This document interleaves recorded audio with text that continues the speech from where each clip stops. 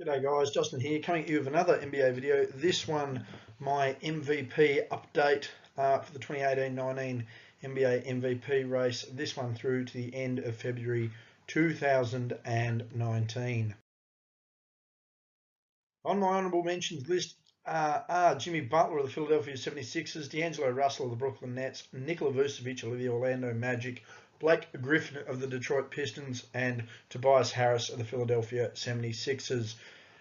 Both Tobias and Butler have been pretty regular throughout the season on my MVP list, but considering they're going to be second and third options and sharing a lot of the load for the rest of the season, they're almost out of contention now, and it's going to take a hell of a lot of work for them to probably enter the 10, let alone be serious contenders. D'Angelo Russell doing a hell of a lot of work there in Brooklyn. Really liking the work he's been doing. Respected with an all-star selection here, and after the terrible injuries suffered earlier in the year by the Nets. Name starting to escape me here at the moment. I don't know why, because he was absolutely killing it. He's really stepped up since then. Vucevic on the fight back with Orlando, leading them into the playoffs at the moment. You'd like to see them crack 500. I mean, they'll potentially finish in the 7th or 8th seed. And Detroit fighting it out in a very similar situation there. Blake Griffin being a catalyst there. Andre Drummond being unsung as well. He's not far off the pace either.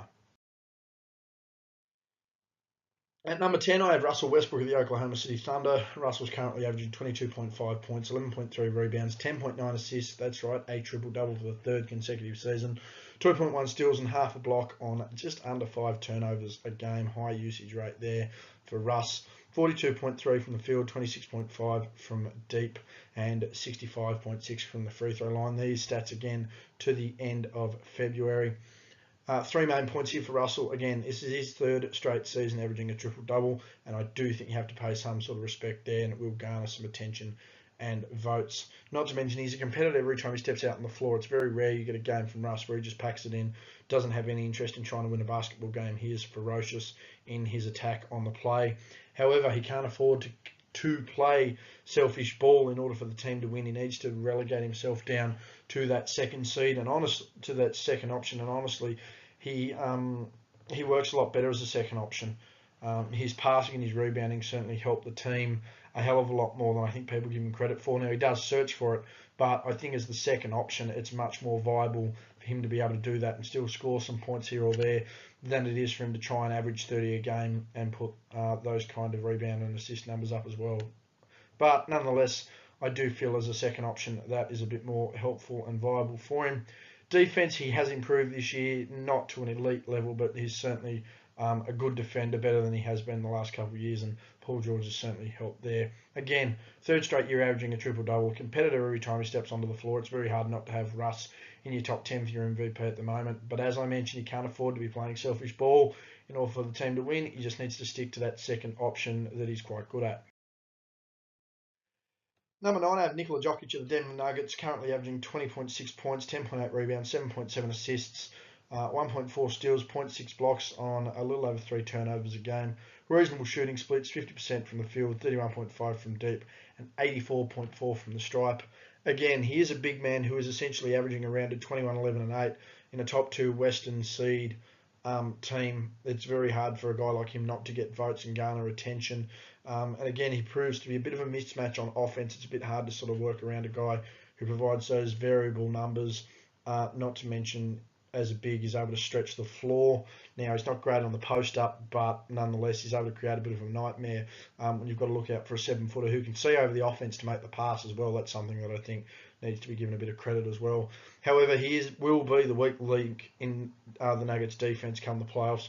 There's no doubt about it. He can't be relied upon defensively, and that's another reason why he caps himself as an MVP candidate. Sure, 21, 11, and 8 looks great as a big man. And certainly one of the better aesthetics, more aesthetically pleasing looking stat lines.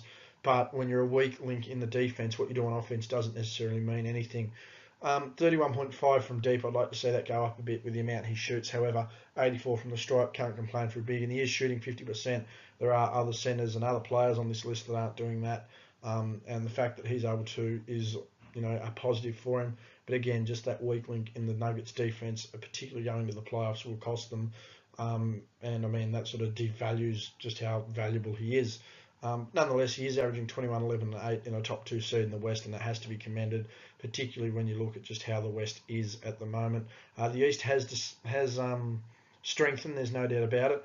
Many people will say, oh, that's just because LeBron's left. No, it's evident that the East has strengthened. But yeah, Jokic having to command a fair bit of respect there as a top 2 seed in the West, and the numbers he's putting up in Denver. At number 8, I have Damian Lillard of the Portland Trail Blazers. 26 points, 4.6 rebounds, 6.4 assists, 1.2 steals, 0.5 blocks on a little under 3 turnovers a game. Shoots under 45% from the field, but is around that 37% mark from deep, and makes more than 90% of his free throws, so can't complain there. Again, proving to be the spark in Portland, and certainly bringing the best out of someone like a Jusuf Nurkic and a CJ McCollum as well. He is constantly competing night in and night out. That's one thing you'll give Lillard. He is a competitor. He doesn't want to take the easy way out. He wants to win the hard way, and that's something very rare in this league that you'll see. However, there have been, excuse me, some costly subpar performances recently, which will cost the team in the long run. You've only got to look back last year at his playoff run versus Anthony Davis and the New Orleans Pelicans. A lot of subpar performances, and certainly a subpar series for him. Saw Portland beaten comprehensively. He did have a game. I think he had one good game.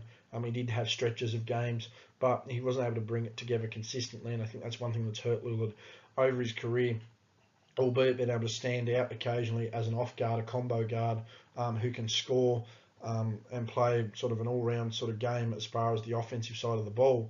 But it's his inconsistencies and his lack of defense that certainly does cost him. Again, shooting under 45% or scoring at under 45% certainly isn't anything to be proud of, particularly at his height. He is only a small guard, but he's going to need to remove those subpar performances, of which they are proving costly. But again, he is the spark for Portland once again. He's the heart and soul of that Blazers franchise.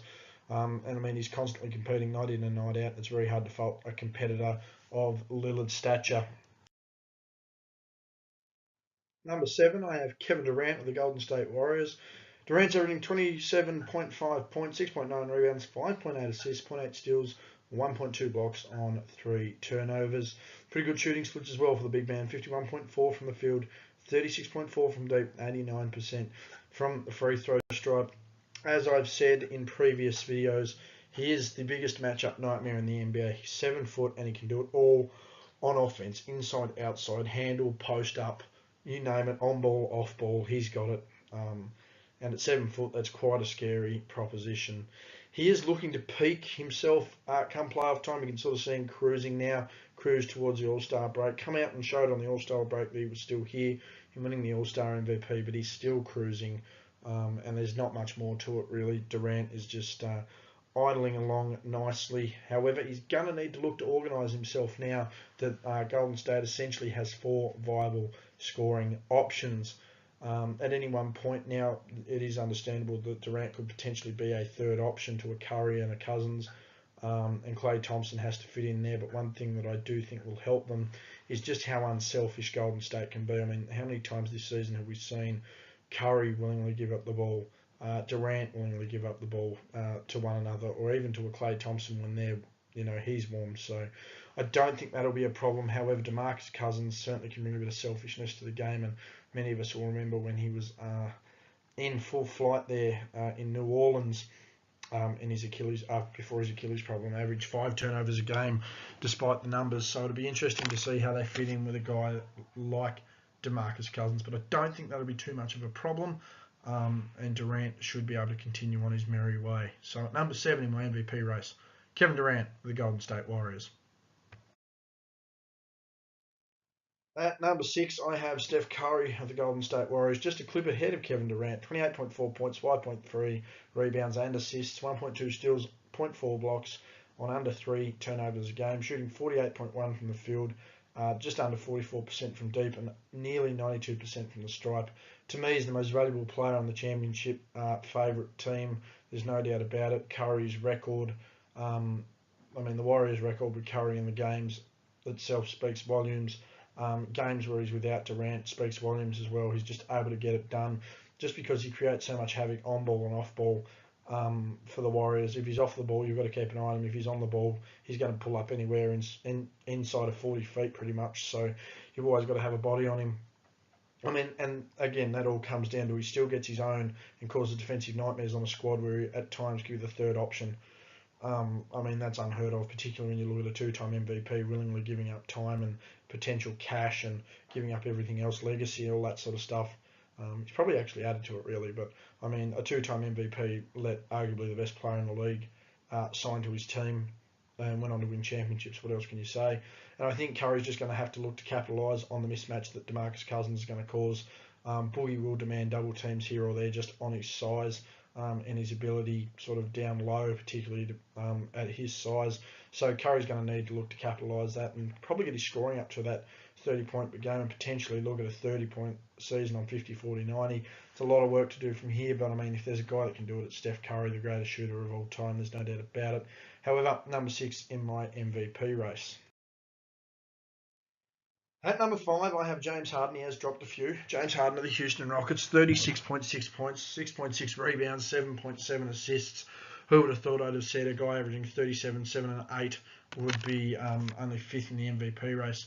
2.2 steals, 0.8 blocks on over 5 turnovers a game. Barely shooting 44% from the field. Only shooting 36.4% from deep. Now, a lot of people are going to look at that and go, well, that's not too bad, but when you look at the fact that he puts up a dozen a game, he should be shooting a little bit better than that. And 87.6 from the foul stripe, I mean, he gets there a lot. He should be making more of them. Again, he is on a scoring run and on a bit of a tear here. The likes of the league hasn't seen for a decade. That's certainly the rules and the relaxation of the, certainly tightening up just exactly what the defense can and can't do. So he's going to get a lot more easier scores, not to mention the way they're counting the zero step and the handles and all that sort of stuff. Dragging the Rockets through the West, there's no doubt about it. When Harden's on fire, they're a very hard team to stop. The problem is, though, that he's currently searching for too much iron team. I mean, to the detriment of the team when he goes searching for games to try and keep streaks or hit certain marks. It just doesn't work for the team. I mean, if he continues to get within the offense when he's playing with a Chris Paul, I mean, Chris Paul's one of the 10, 15 greatest point guards of all time. He has to be able to do something there. Yeah, it's just a shame that a guy like him who has the ability to get this team, when we have seen it, the ability to get a team like this, well over that 50-win mark, it's going to be a struggle to get there this year. But, I mean, too much. If he's searching too much for himself amongst the team game, it is going to cost them and has cost them so far this season. So hopefully James Harden can certainly get the ball rolling there in Houston and get back onto the team side of things. I mean, sure, he can score his points here or there. I mean, he's proven that he can get 40 in a win. He shouldn't be sitting there trying to jack shots up just to try and get 30. I mean, if he realises the shot's off, start passing a bit. He's a capable passer. I do have to give him that. So, yeah, it is quite interesting to see him search for that iron team a little more, and that will cost them. But again, he is on a scoring run the league hasn't seen for about a decade now, and he is dragging the Rockets through the Western Conference. So I have to give full credit to him there, and that's why I have him at number 5 in my MVP race. At number 4, once again, I have Kawhi Leonard. He hasn't moved, and he's going to struggle to move from there. I mean, to me, Kawhi's been one of the 5 best players in the league this year. A lack of game time has pretty much stopped him from going any higher. 26.8 points, 7.6 rebounds, 3.3 assists, 1.8 steals, 0.4 blocks on 2 turnovers a game. This is a guy who has the ball in his hands fairly regularly and rarely wastes an opportunity. 49% from the field, 35.5 from deep and 86 from the stripe. Good rounded numbers there. Again, constantly proving that he's a great two-way player, and he does have the potential here to lead the Raptors to the finals. But I do feel that he needs to capitalise on the acquisition of Marc Gasol. There is a case to be made that Toronto now has the best defensive team in the league, particularly with that acquisition of Marc Gasol. Now, Kyle Lowry does change things a little bit when you look at that there, but Marc Gasol, Danny Green, Serge Ibaka, Kawhi Leonard, that's 4 of their starting 5, along with Kyle Lowry. And then you've got someone like Pascal Siakam also coming off the bench as well for Toronto. They are a deep stack squad. Don't worry, Toronto has a better squad than they've had in a lot of years. In fact, this might be the best squad we've ever seen in Toronto. That's just how good it is. But is he going to be able to capitalise on Marc Gasol? I mean, they've got 4 perennial all-defensive candidates on their team there. There's no doubt about it. They're capable offensively, particularly with Kawhi Leonard there, as I mentioned, 27 a game on 49% is pretty bloody good. Danny Green's able to score. Kyle Lowry, if he wants to facilitate right, can do that. And Serge Ibaka has proven time and time again this season that he's reliable. And someone like Pascal Siakam, OG Anunoby, guys like that can actually get the job done. So yeah, it's going to just see how Marc Gasol gels and how they capitalise on Marc Gasol's acquisition. But there's no doubt about it. Leonard proving once again to be a great two-way player, and potentially going to lead the Toronto Raptors to the finals, making them the only non-United States team to ever make the NBA Finals. We'll see how that goes. Number 3, jumping a few spots, is Joel Embiid of the Philadelphia 76ers. 27.3 points, 13.5 rebounds, 3.5 assists, 0.6 steals and 1.9 blocks. 3.5 turnovers a game there. 48% from the field, 29.5 from deep, 81.1 from the stripe. I mean, to me, Embiid's the best centre in the NBA. There's no doubt about it. And he is the undisputed leader of a top 3 team in the East. However, he's going to need to put the team jigsaw puzzle together and have to do it very soon. He has potentially 4 All-Stars on his squad in Simmons, Butler, Harris, and himself. That's a stacked team. They've got plenty of depth. Not to mention the fact that they've got plenty of decent defensive numbers there as well. Simmons can defend, Harris can defend, Butler can defend, he can defend. They're a reasonably good starting lineup. Again, needing to put that jigsaw together though to see where they fit. We can't have infighting as to who's doing this and who's doing that. And Tobias Harris can't go, well, I was up there carrying the Clippers through the West. Now I've come here and I'm just second fiddle. You can't have Jimmy Butler causing havoc, and you can't have Ben Simmons' ego override everything as well. So again, he is the leader of the team, and he's going to need to do a fair bit of work there. Again, I think just a couple of things would include getting a few more blocks here or there, playing a bit better on ball, shooting over 50% on any 7 foot. Why can't he shoot over 50%? If he's going to be taking 3-pointers, I want to be seeing a clip of 32% from deep. You'll be surprised just how much that percentage point can actually change, how efficiently he starts scoring, how many points he puts on the board. Free throw numbers are fine. I mean, he's shooting 80%, 81%, I should say. There aren't many players in the league that can shoot at that sort of clip, let alone big guys. So pretty good effort from him there. Again, can score, can rebound, capable passer on a team that is full of guys who will give up the ball. But again, he needs to, even though he is the best centre in the league and the undisputed leader of, Philadelphia, who is a top 3 team in that Eastern Conference, one of the better teams in the league, he needs to now put that jigsaw puzzle together for them to work. Because if they start to implode, they don't have many seasons up their sleeve. There's probably only 2 more after this before the team really starts looking at going, we've got to move one of these guys along. You lose momentum, you lose opportunity. But Joel Embiid, number 3 in my MVP race. At number 2, I have still Giannis Antetokounmpo of the Milwaukee Bucks. And again, it's the same thing as before, so this will only be brief. Stats have changed a bit. 27 points a game, 12.6 rebounds, 5.9 assists, 1.4 steals, 1.5 blocks on under 4 turnovers a game. 58% from the field, 24% from deep. That is slowly climbing, and 72% from the stripe there. Again, he's arguably the best athlete in the NBA.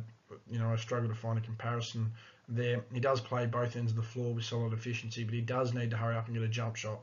Again, for a guy who's going to have his ball in hand so many times and try and get to the rim, he needs to start hitting his free throws at a clip well over 75%. I mean, I'd be wanting a guy like him shooting at 80% just with his ball in hand time. And 3-pointers, again, if you're going to take them, you've got to make them. He needs to hurry up and get a jump shot, particularly with guys like Chris Middleton and Eric Bledsoe. Pau Gasol's now joined that team, so that will be an interesting dynamic that he brings along there. But he's going to need to start working on that. There's no doubt about it. Because Chris Middleton can only start doing it for so long, and you only had to see that Middleton was their go-to guy last playoffs to hit the clutch jumpers and has been all season. Don't get me wrong, Giannis is still certainly up there. And that's why he's number 2 in my MVP race. I mean, he's arguably the best athlete in the league. He's playing on both ends of the floor, and the Bucks have the best record in the league. I mean, if he wins it, it's not going to be a shock. He's the best player on the team with the best record, and that's what a lot of media personnel will look at. They'll also look at the fact that rounded 27, 13, and 6. With 1.5 steals and 1.5 blocks a game. They're going to go, oh, geez, he's playing both ends, and geez, he's shooting 58%, and wow, he doesn't have 4 turnovers a game, and geez, look at the team record. So if he wins it, I'm not going to be shocked, but to me, he's not my MVP. He's second on my MVP race. To this man, number one, still Paul George of the Oklahoma City Thunder. 28.6 points, 8.1 rebounds, 4.3 assists, 2.3 steals, and 0.4 blocks on under 3 turnovers a game. Again, another guy with lots of possession. Probably not as much as Russ, but still a lot of possession there. Just shooting under 45%, but with the defensive effort, you can excuse it again when you look across the board and see him shooting nearly 40% from deep and nearly, in that 85% mark from the free throw line. You can understand why he's shooting inefficiently, because he is doing a lot on all ends of the floor. Again, he's dragging the Thunder through the West on both ends, and to me, he's the Defensive Player of the Year. But he can't show signs of slipping away. The Thunder have just dropped a couple of games recently, and it sort of put a little bit of doubt in the mind, probably of a few people as well.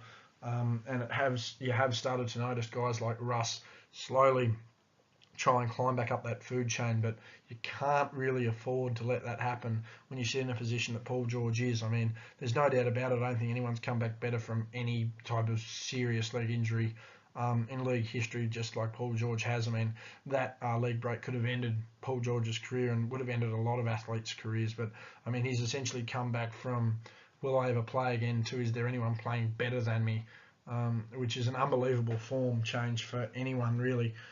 Again, 28, 29 points a game whilst being the best defender in the league is very, very hard to do. Anthony Davis was that guy who was out there putting 28, 29 a game and arguably Defensive Player of the Year as well. But I mean, a genuine candidate. No one really sat there last year and thought he was going to beat Harden just because Harden had all the media talk. But there is legitimate talk about Paul George winning the MVP and the Defensive Player of the Year. It's been a long time. Some would even argue it's been since the likes of a Michael Jordan and a Hakeem Olajuwon and even a Shaquille O'Neal when this sort of thing was happening. Even a LeBron James, and that's some pretty illustrious company to be in when you're talking those sort of guys there. Again, just to reiterate, number one on my MVP race to the end of February is Paul George of the Oklahoma City Thunder. He's dragging the Thunder through the West on both ends of the floor. To me, he's the best defender in the league and should be the Defensive Player of the Year. And he just can't show signs of slipping away. He just needs to maintain control of that team. He needs to have that conversation with Russ again and say, look, I really want to try and keep a hold of this. And Russ is that kind of guy. I mean, really, there's a potential that Russ is a guy to have come out and won an MVP on his own accord and have had two teammates win one. So that's a pretty good kick in the legacy, all while averaging a triple-double for 3 years. So we'll see how that all pans out. But number one for me on my MVP race to the end of February, no doubt about it, Paul George of the Oklahoma City Thunder. And that's been me, guys. Thank you very much for watching. Hit me up on Twitter, Justin_G_Bryan, where you hear me talking a lot of NBA. If anything's a hot topic or a random fact comes up or a random thread comes up from myself, don't be shocked. That's generally how I do it. Hit the like button on the video and leave a comment and let me know what you thought of the video. Who's in your MVP race? What do you think of mine? And a few omissions and unlucky people not to make it. And subscribe to the channel for more NBA footage. Anyway, guys, that's been me. Thank you very much for watching the video, and I will see you next time.